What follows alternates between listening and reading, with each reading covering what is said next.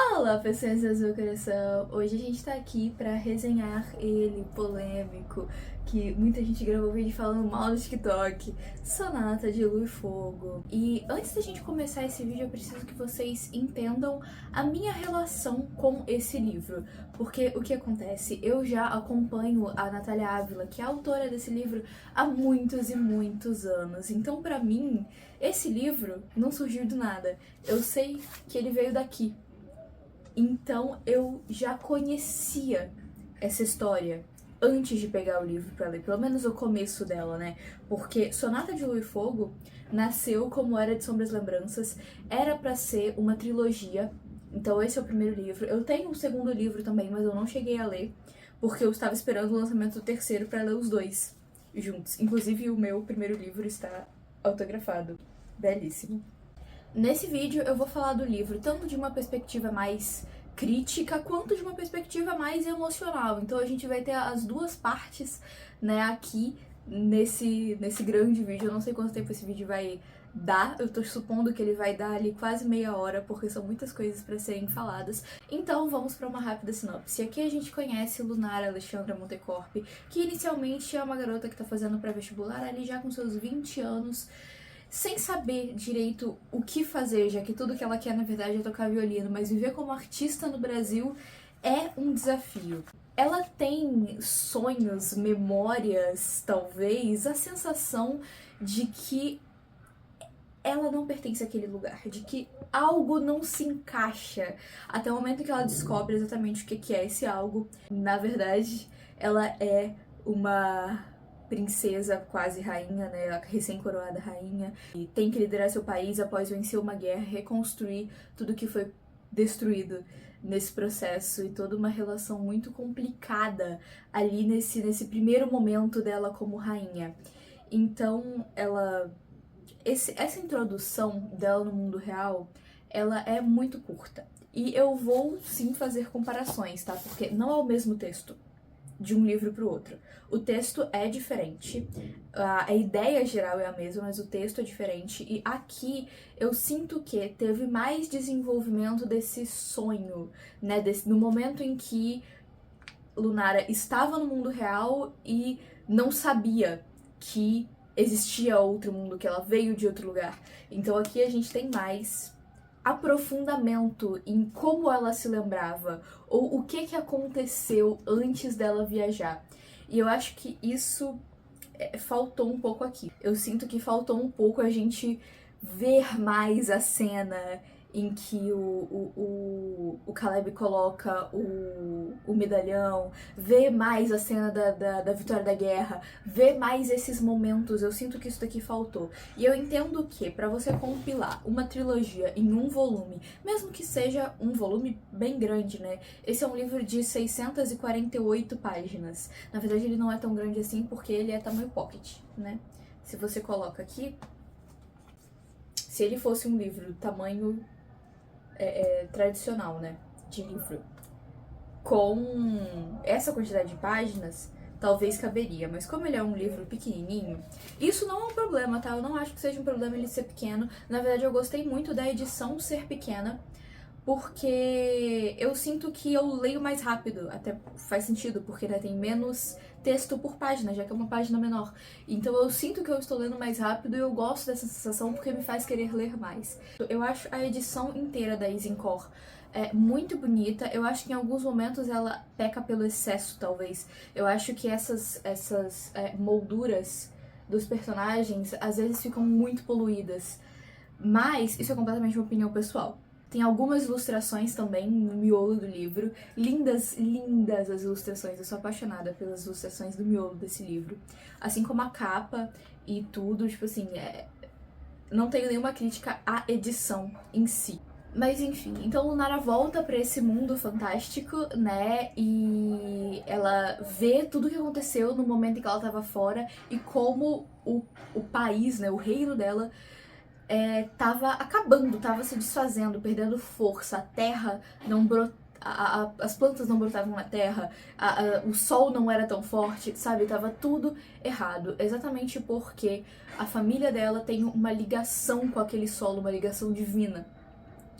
Então, quando ela volta, isso se reestabelece e as coisas tendem a ir melhorando aos pouquinhos, só que ela parte numa grande jornada pra tentar devolver o colar, que eu vou usar daqui, né, na capa antiga, a semente de fogo, pra tentar devolver essa semente de fogo pro lugar onde ela pertence, que é o reino de Cineade, porque a Lunara entende que, assim como o reino dela, sem a presença dela, ficou completamente desequilibrado, o reino de Cineade também deve estar completamente desequilibrado sem a semente de fogo, que pertence àquela terra. Temos aqui uma sinopse geral, né, de tudo que acontece. Tem vários personagens e várias passagens por outros lugares no decorrer desse livro, mas eu vou focar aqui nesse enredo geral, tá bom? Eu vejo que o grande motivo desse livro ter sofrido tantas críticas foi a divulgação. Não só a autora como a editora falavam desse livro como uma grande história de fantasia com guerras e castelos, quando na verdade isso daqui é uma romantasia. Então o foco estão nas relações, estão nos personagens, não tá num mundo muito incrível com um sistema de magia super complexo. Isso é um conto de fadas. Isso é um conto de fadas. Eu sinto que a Nath mudou um pouco o jeito que ela vem divulgando desde que essas polêmicas aconteceram. Né? Eu sinto que ela mudou. Eu vi um vídeo mais recente dela falando sobre isso, que ela fala pra indicar pras pessoas, mas diga que é um conto de fadas, que é uma história leve, que é uma história... E de fato é. Sabe, a escrita da Nath é muito encantadora, eu gosto muito de como ela se expressa, porque ela não usa palavras complicadas, mas ela constrói frases lindas e poéticas, e eu gosto muito disso. Isso me toca muito, tanto que ela me inspira muito como escritora também. Se vocês lerem alguma coisa minha, alguma coisa da Nath, com certeza vocês vão pegar aí essa inspiração, que tem uma vibe um pouco parecida, até porque eu também amo escrever contos de fadas. Então, pra mim, o principal motivo é esse. Então, as pessoas pegavam esse livro com a ideia de, nossa, vou ler uma fantasia super adulta e super, né, séria e muito foda, e o sistema de magia super complexo e explicado, e um mundo em que cada partículazinha mágica é super desenvolvida. E não é, isso daqui é uma fantasia. Sabe? É um reconto do amor entre o Sol e a Lua, que é um mito clássico, que é uma história que ronda a nossa cultura em vários momentos e civilizações e lugares diferentes. Então, pra mim, esse foi um grande erro. Os problemas de revisão, que aí já não são parte da autora, são parte da editora, eles existem, tá? É inegável dizer que é inegável que eles existem, mas eu não achei problemas de revisão muito gritantes. Eu vi ali 2, 3 coisinhas assim, e beleza, entendo que não devia ter passado, né, já que é uma editora que faz um trabalho sério, que contratou um profissional pra fazer isso. Né? É diferente você pegar uma obra independente que só passou por aquele autor, não passou por nenhuma outra pessoa, aquele texto, antes de ser publicado. Mas eu não achei nada enorme, nada gritante, nada bizarro. Era só um negócio que, tipo assim, poxa, faltou atenção aqui. Sabe? São detalhes, pelo menos... Ou eu fui muito desatento, de fato eu não vi, sabe? Ou as pessoas exageraram muito. Dito tudo isso, agora sim vamos falar um pouco mais da construção da história, do enredo, da protagonista. Eu gosto da Lunara. Eu gosto de como ela é uma personagem super determinada e o quanto ela tá disposta a se sacrificar pelo que ela acredita ser certo. Então ela entende que quando ela voltou pro mundo mágico de fantasia, né, era primordial que ela voltasse pra reestabelecer esse equilíbrio e agora ela quer fazer isso pelos outros também. Eu acho essa uma determinação muito muito altruísta, podemos dizer assim, né, pra uma protagonista. Ela não tá buscando algo pra ela ou pra salvar alguém que ela ama, ela tá buscando fazer o bem que fizeram pra ela, podemos dizer assim, né, retribuir o bem que fizeram pra ela, de alguma maneira. Tem uma coisa da culpa ali, porque ela fez parte da guerra, querendo ou não. Tem vários outros componentes. Eu acho que a Nath consegue escrever a Lunara com uma complexidade bem grande. E eu gosto disso, de ter toda essa coisa de que, no fundo, ela só é uma artista. E até pelo tempo que ela passou no nosso mundo, ela entende que podia ser muito mais simples, sabe? Que a vida dela poderia ser muito mais tranquila. se ela fosse só uma violinista. Então, ela tem sim muito medo de governar e fazer errado, assim como ela vê agora que as pessoas antes dela fizeram, que a avó dela, que os pais dela fizeram. Então, eu acho que ela tem sim uma complexidade muito grande, né? E mais uma coisa que foi uma mudança do texto anterior para esse texto é que anteriormente a Lunara, ela era uma princesa guerreira, ela era a pessoa que tava lá na frente dando porrada em todo mundo. Aqui ela não é tanto. Aqui, quando fala da participação dela na guerra, fala mais como uma coisa de inspirar os soldados e inspirar a vontade do que de fato ela estar lá na linha de frente. Mas ao mesmo tempo, ela sabe se defender, ela não é uma coitadinha que fica se escondendo atrás dos outros durante o livro inteiro. Ela tem um arco de crescimento muito, muito interessante. Pra mim, a única coisa em que a escrita peca aqui é exatamente a descrição de cenários. Tá? Isso foi um ponto levantado por resenhas negativas e foi um ponto que eu acabei prestando mais atenção durante a leitura. E de fato, a Nath peca em descrições de cenário. Tá? Isso é um grande problema, você não vai entender nada? Não. Tem 2 momentos em específico que eu reparei que isso acontece, que é quando eles estão em Elioras, que é o Reino das Fadas, e quando eles estão em um arquivo, biblioteca, lá no Reino de Cineade. Então, que são lugares que mas eu só tive essa dimensão de que a narração não explicava tão bem o lugar porque tinha os cards. Então, se não tivesse o card, eu ia imaginar de outro jeito e não ia fazer uma diferença tão grande no fluxo da história, assim. Mas tem uma outra cena que eu acho que as coisas ficam muito caóticas, e aqui eu não vou dar muitos detalhes, mas é uma cena mais pro final, em que a gente tem incêndios e sacrifícios. São palavras que eu posso usar que são meio mas que ao mesmo tempo quem leu vai entender de qual momento eu estou falando. Em que a gente tem muitos personagens se movendo e coisando ao mesmo tempo, 2 coisas muito importantes acontecendo, e fica confuso, fica essa coisa de que você quer mostrar tudo e você acaba não mostrando nada direito. Pois bem, inclusive nesse contexto tem uma personagem que ela está lá, mas não estava descrito que ela estava lá, então parece que ela só surge, sabe? Parece que ela só surge assim, do nada. Então tem sim coisas que poderiam ser melhoradas na escrita desse livro, no fluxo da história em si, mas quer dizer, nossa, horrível, não dá pra entender nada? Não, gente. Não, gente. Muito pelo contrário. Agora eu vou entrar na parte um pouco mais, né, subjetiva aqui, que, como eu já falei pra vocês, eu acompanho a Nath há muito tempo, então eu tava aguardando a conclusão dessa saga pra eu poder ler, né, como eu falei pra vocês. Eu li o primeiro, comprei o segundo e não li porque eu tava esperando o terceiro. Então, são personagens, principalmente a Lunara, né, que é a nossa protagonista, pelos quais eu tenho um grande carinho, e eu acho que essa história faz muito jus a tudo que ela construiu e é um grande tributo aos fãs da Nath, que acompanharam desde aquela época. Eu vejo isso daqui, porque é algo que faz muito parte da comunicação dela nas redes, da maneira que ela se mostra, né, é exatamente sobre sonhar. E ela sempre fala que Saturno é uma comunidade de sonhadores. Né? Saturno, no caso, são as redes dela, né? Porque ela tem um @ de fada de Saturno.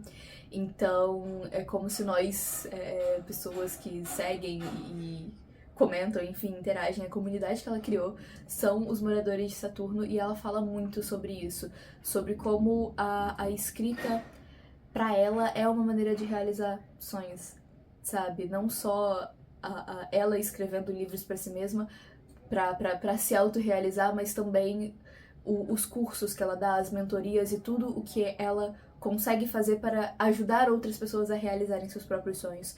Então, eu vejo muito isso aqui. Tanto que uma das últimas frases do livro faz referência a isso. Agora, Montecorp, os moradores de Montecorp poderiam sonhar novamente, poderiam sonhar mais, sabe? E ela não, no caso, a Lunara fala isso, né? Então, assim, eu não consigo dizer que esse livro é ruim, porque eu entendo completamente de onde isso veio e eu me sinto parte de vários processos que aconteceram até a gente chegar nesse resultado aqui. Então, sim, eu sou uma pessoa completamente enviesada pra falar sobre isso daqui, tá bom? Eu nunca prometi neutralidade a vocês, tudo bem? Entendemos isso? Ok. Apesar da gente ter aqui um pequeno triângulo amoroso, bem pequeno mesmo, desde o começo a gente sabe com quem a Lunara vai ficar. Porque é um reconto de Sol e a Lua. Qual deles é o Sol? Tá bem óbvio desde o começo qual deles é o Sol. Tanto que a autora não constrói essa coisa da protagonista em dúvida. Ai, mas ele, não sei o quê. Então, mas eu fico chateada particularmente, isso é completamente uma opinião pessoal, porque eu gostava muito mais do outro personagem, com quem a protagonista não fica. Mas isso quer dizer o quê? Que eu posso escrever uma fanfic em que ele fica comigo. A gente tem vários personagens cativantes em torno da protagonista. Pra mim, a Zoe, ela é assim, um amorzinho que precisa ser protegido de tudo e todos. Eu gosto bastante do Dex, porque ele vai aprendendo e mudando muito. Ele é um dos personagens que mais tem entendimento de que o jeito que ele via e entendia o mundo não é geral e vai se transformando nesse sentido no decorrer da história, sabe? Eu acho que esse arco, pra ele, é muito, muito forte, muito presente, assim. Mas agora, vamos lá, em linhas gerais. Eu acho que tem alguns momentos, tem um momento em específico, na verdade, que tem um acontecimento um pouco mais forçado, que eu fiquei assim, realmente, aqui já foi demais pra mim. E eu acho isso muito engraçado porque é um livro de fantasia. Então a gente aceita várias coisas. Aí chega uma coisa e você fala, não, aí realmente, né? Mas aí já foi demais. Que é uma coisa que acontece com a Lunara, né? Então já tinha acontecido uma coisa que eu falei, não, faz sentido, porque ela tem toda essa relação com a lua e não sei o que, ok. Aí um pouco depois acontece outra coisa de transformação dela e eu fiquei tipo, ai, gente. Mas aí já forçou, né? Aí já forçou um pouquinho a barra. Mas de novo, é um livro de fantasia, né? E eu acho engraçado como a gente acaba estipulando essas regras, né? Essas réguas. Até onde pode ir, até onde não suspende a minha descrença de que isso é um livro que eu tô lendo. No geral, foi uma leitura maravilhosa, um livro que eu queria sempre retornar. Sabe quando você tá fazendo outra coisa e você fala, nossa, mas eu queria muito estar lendo? Esse livro me dá essa vontade. E essa não é uma vontade que normalmente eu tenho. Normalmente eu leio ali a minha cota do dia e falo, beleza, deu. Sabe, vamos viver. E com esse livro eu queria sempre estar lendo mais, sempre estar voltando. Sabe, o que pra mim é algo meio difícil de acontecer. Principalmente por causa da escrita da Nath, que cria uma atmosfera muito encantadora pra mim. Então, pra mim, esse foi um livro 4 estrelas. Já falei pra vocês todos os problemas, né, que eu encontrei. E as minhas opiniões, né, pessoais também. Então, é isso. Comenta aqui embaixo o que você esperava dessa resenha, o que você achou. Se você leu também, comenta o que você achou de problemas. E se você concorda comigo que o maior problema é exatamente a divulgação. Ter sido não tão condizente com o que o livro apresenta. Então, pessoas, eu não esqueça de deixar seu like aqui embaixo, se inscrever nesse canalzinho lindo, me acompanhar nas outras redes e ler as minhas histórias, principalmente se você é um amante de contos de fadas. E eu vejo vocês no próximo vídeo. Tchauzinho!